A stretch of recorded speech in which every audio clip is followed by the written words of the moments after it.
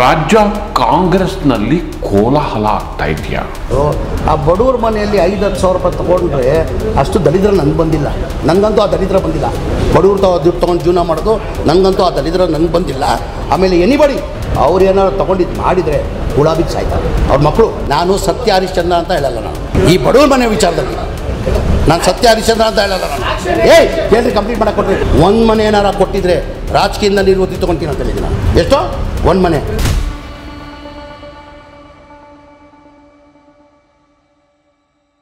ನಮಸ್ಕಾರ ಪ್ರಿಯ ವೀಕ್ಷಕರೇ, ರಾಜ್ಯ ಕಾಂಗ್ರೆಸ್ನಲ್ಲಿ ಕೋಲಾಹಲ ಆಗ್ತಾ ಇದೆಯಾ? ಅಂದರೆ ಶಾಸಕರು ಇದೀಗ ಅಸಹನೆಯನ್ನು ಸ್ಫೋಟಿಸುವ ಘಟ್ಟಕ್ಕೆ ಬಂದು ತಲುಪಿ ಒಂದು ರೀತಿಯಲ್ಲಿ ರೂಲಿಂಗ್ ಮಾಡ್ತಿರುವಂತಹ ಹಿರಿಯ ನಾಯಕರಿಗೆ, CM DCM ಸೇರಿ ಸಚಿವರಿಗೆ ವಾರ್ನಿಂಗ್ ಕೊಡುವಂತಹ ಘಟ್ಟಕ್ಕೆ ಅಸಮಾಧಾನ ಬಂದು ತಲುಪಿದೆಯಾ? ಇಂಥದ್ದೊಂದು ಮಹತ್ವದ ತಿರುವಿನ ಪ್ರಶ್ನೆ ಎದುರಾಗಿದೆ. ಶಾಸಕರು ಸಚಿವರ ವಿರುದ್ಧ ಬಹಿರಂಗವಾಗಿ ಮಾತಾಡ್ತಿರೋದು, ಸಚಿವರು ರಾಜೀನಾಮೆ ಕೊಡಬೇಕು ಅಂತ ಕೇಳ್ತಿರೋದು ಕಾಂಗ್ರೆಸ್ನಲ್ಲಿ ಪರಿಸ್ಥಿತಿ ಸರಿ ಇಲ್ಲ ಅನ್ನೋದರ ಸೂಚನೆ.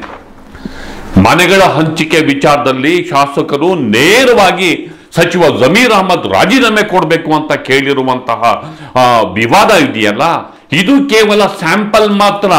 ಮತ್ತಷ್ಟು ಸಚಿವರ ತಲೆದಂಡಕ್ಕೆ ಶಾಸಕರು ಪಟ್ಟು ಹಿಡಿಯುವ ಸಾಧ್ಯತೆಗಳು ನಮಗೆ ನಿಚ್ಚಳವಾಗಿ ಕಂಡು ಬಂದಿದೆ. ಅಂದ್ರೆ ಎಲ್ಲೋ ಒಂದ್ ಕಡೆ ಶಾಸಕರ ಈ ಪ್ರತಿಭಟನೆ ಮತ್ತು ಆಕ್ರೋಶಕ್ಕೆ ಸಂಘಟಿತ ಸ್ವರೂಪ ಬರ್ತಾ ಇದೆ, ಜೊತೆ ಸರ್ಕಾರದ ವರ್ಚಸ್ಸಕ್ಕೆ ಧಕ್ಕೆಯೂ ಆಗ್ತಾ ಇದೆ. ಹಾಗಾದ್ರೆ ಸಚಿವರೇನಂತಾರೆ ಮತ್ತು ಈ ವಿವಾದವನ್ನು ತಣ್ಣಗೆ ಮಾಡೋದಕ್ಕೆ ಅವ್ರು ಏನೆಲ್ಲ ಮಾಡ್ತಿದ್ದಾರೆ, ಈ ಬಗ್ಗೆ ಇಂದಿನ ಮಾತು ಮಂಥನ. ಸ್ನೇಹಿತರೆ, ಗೆಳೆಯರೆ, ಯೋಜನಾ ಆಯೋಗದ ಉಪಾಧ್ಯಕ್ಷರು, ಮುಖ್ಯಮಂತ್ರಿಗಳ ಬಲಗೈ ಬಂಟ BR ಪಾಟೀಲ್ ಕೆಂಡಕಾರಿದ್ದಾರೆ. ಅದು ಮನೆಗಳ ಹಂಚಿಕೆಯಲ್ಲಿ ಬೇರು ಮಟ್ಟದಲ್ಲಿ ದೊಡ್ಡ ಭ್ರಷ್ಟಾಚಾರ ನಡೀತಾ ಇದೆ, ಅಧಿಕಾರಿಗಳ ಲೆವೆಲ್ನಲ್ಲಿ ದೊಡ್ಡ ಭ್ರಷ್ಟಾಚಾರ ನಡೆದಿದೆ ಅಂಥೇಳಿ ವಿವಾದದ ಬಾಂಬ್ ಸಿಡಿಸಿದ್ದಾರೆ. ಅವರ ಆಡಿಯೋ ವೈರಲ್ ಆಗಿದೆ. ಹೌದು, ನನ್ನದೇ ಧ್ವನಿ ಅಂಥೇಳಿ ಅವ್ರಿಗೆ ಎಂಡೋರ್ಸ್ ಮಾಡಿದ್ದಾರೆ. ಅಂದರೆ ನಾನು ಮಾಡಿರುವ ಆರೋಪ ಸತ್ಯ, ಇದಕ್ಕಿಂತ ಹೆಚ್ಚಾಗಿ ನಾನು ಬಾಯಿ ಬಿಟ್ಟರೆ ಅಲ್ಲೋಲ ಕಲ್ಲೋಲ ಆಗುತ್ತೆ ಅನ್ನೋ ಶಬ್ದವನ್ನು ಹೇಳಿದ್ದಾರೆ. ಬೇಳೂರು ಗೋಪಾಲಕೃಷ್ಣ ಇದನ್ನ ಎಂಡೋರ್ಸ್ ಮಾಡಿದ್ದಾರೆ. ಇದಕ್ಕಾಗಿ ಸಚಿವ ಜಮೀರ್ ಅಹಮದ್ ರಾಜೀನಾಮೆ ಕೊಡಬೇಕು ಅಂತ ನೇರವಾಗಿ ಹೇಳಿದ್ದಾರೆ. ರೂಲಿಂಗ್ ಪಾರ್ಟಿಯ ಮೆಂಬರು ನೇರವಾಗಿ ಹೇಳಿದ್ದಾರೆ. ಇನ್ನು ರಾಜು ಕಾಗೆ ಸರ್ಕಾರದಲ್ಲಿ ಏನು ಕೆಲಸ ಆಗ್ತಾ ಇಲ್ಲ, ಪ್ರಾಜೆಕ್ಟ್ಗಳಿಗೆ ದುಡ್ಡು ಕೊಡಬೇಕು, ಲಂಚ ಕೊಡಬೇಕು ಅನ್ನೋ ಮಾತನ್ನು ಹೇಳಿದ್ದಾರೆ ರೂಲಿಂಗ್ ಪಾರ್ಟಿ ಮೆಂಬರ್ಸ್ ಇವರು. ಹಾಗಾದರೆ ಕಾಂಗ್ರೆಸ್ ಅಲ್ಲಿ ನಿಯಂತ್ರಣ ತಪ್ಪಿದೆಯಾ? ಶಾಸಕರ ಮೇಲೆ, ಸಚಿವರ ಮೇಲೆ ಮುಖ್ಯಮಂತ್ರಿಗಳು ನಿಯಂತ್ರಣ ಕಳ್ಕೊಂಡಿದ್ದಾರ? ಎಲ್ಲೋ ಒಂದ್ ಕಡೆ ಆಡಳಿತ ವ್ಯವಸ್ಥೆ ಕೊಲ್ಯಾಪ್ಸ್ ಆಗ್ತಾ ಇದೆಯಾ? ಇದು ಮುಖ್ಯವಾದಂತಹ ಪ್ರಶ್ನೆ. ಕೇವಲ ವಸತಿ ಇಲಾಖೆಗೆ ಮಾತ್ರ ಸೀಮಿತಗೊಳಿಸಿ ಜಮೀರ್ ಅವರಷ್ಟಕ್ಕೆ ಮಾತ್ರ ಕಾನ್ಸಂಟ್ರೇಟ್ ಮಾಡೋ ಬದಲು ಇಡೀ ವ್ಯವಸ್ಥೆನೇ ಕುಸಿತಾ ಇದೆಯಾ? ಭ್ರಷ್ಟಾಚಾರದ ಭಾರಕ್ಕೆ ಈ ಸರ್ಕಾರ ಕುಸಿತಾ ಇದೆಯಾ? ಇದು ಮುಖ್ಯವಾದಂತಹ ಪ್ರಶ್ನೆ. ಇದನ್ನ ಯಾಕೆ ನಾನು ಡಿಟೇಲ್ ಆಗಿ ಹೇಳ್ತಿದ್ದೀನಿ ಅಂತಂದ್ರೆ, ಈ ಒಂದು ಶಾಸಕರ ಅಸಮಾಧಾನಕ್ಕೆ ಸಂಘಟಿತ ಸ್ವರೂಪ ಬರುವ ಸಾಧ್ಯತೆಗಳು ಹೆಚ್ಚಿವೆ. ಅವರು ಸಭೆಯನ್ನ ಮಾಡುವ ಸಾಧ್ಯತೆಗಳು ಹೆಚ್ಚಿವೆ. ಸಭೆಯನ್ನ ಮಾಡಿ ಅದನ್ನ ಸತತವಾಗಿ ಒಂದು ನಿಯೋಗದ ರೀತಿಯಲ್ಲಿ ಅದನ್ನ ದೆಹಲಿಯವರೆಗೂ ತಲುಪಿಸುವ ಸಾಧ್ಯತೆ ಇದೆ. ಅಂದ್ರೆ ಸಹಜವಾಗಿ ಶಾಸಕರ ಆಕ್ರೋಶ ಕುತ್ತಿಗೆ ತನಕ ಬಂದಿದೆ, ಸ್ಫೋಟಿಸುವ ಘಟ್ಟಕ್ಕೆ ಬಂದಿದೆ. ಇನ್ನು ಸಹಿಸಲ್ಲ ಎನ್ನುವ ಸಿಗ್ನಲ್ ಅನ್ನ ಶಾಸಕರು ಕೊಡ್ತಿದ್ದಾರೆ. ದೆಹಲಿಯ ತನಕ ಹೋಗಿ ಕೆಲವು ಸಚಿವರನ್ನಾದರೂ ತಲೆದಂಡ ಕೊಡಲೇಬೇಕು ಎನ್ನುವ ಮಟ್ಟಕ್ಕೆ ಅದು ಬೆಳೆಯುವ ಸೂಚನೆ ನಮಗೆ ನಿಚ್ಚಳವಾಗಿ ಕಂಡುಬರ್ತಿದೆ.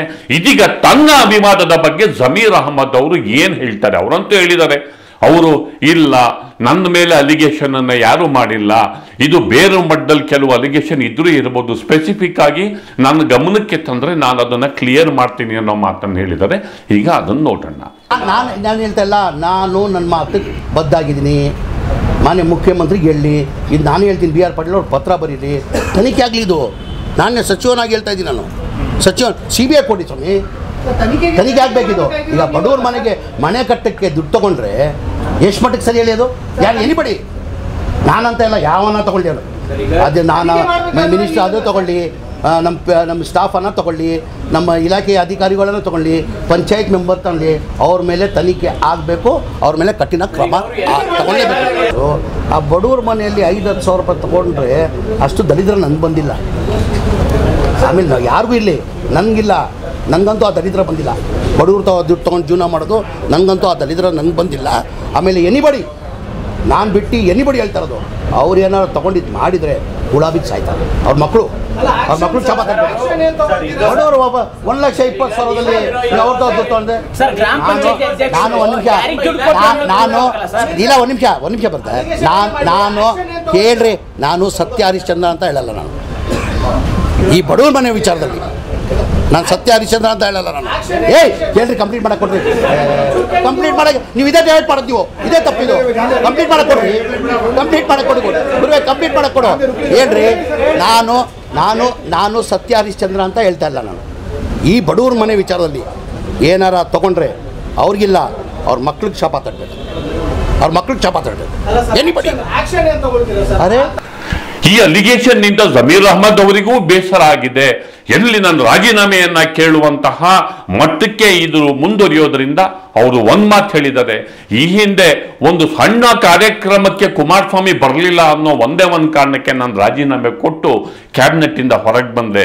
ನನ್ನ ಮೇಲೆ ಅಲಿಗೇಷನ್ ಬಂದಾಗ ನಾನು ಅಧಿಕಾರದಲ್ಲಿ ಅಂಟ್ಕೊಂಡು ಕೂರೋನಲ್ಲ, ಪ್ರೂವ್ ಮಾಡಲಿ, ನಾನು ರಾಜೀನಾಮೆಯನ್ನ ಕೊಡ್ತೀನಿ.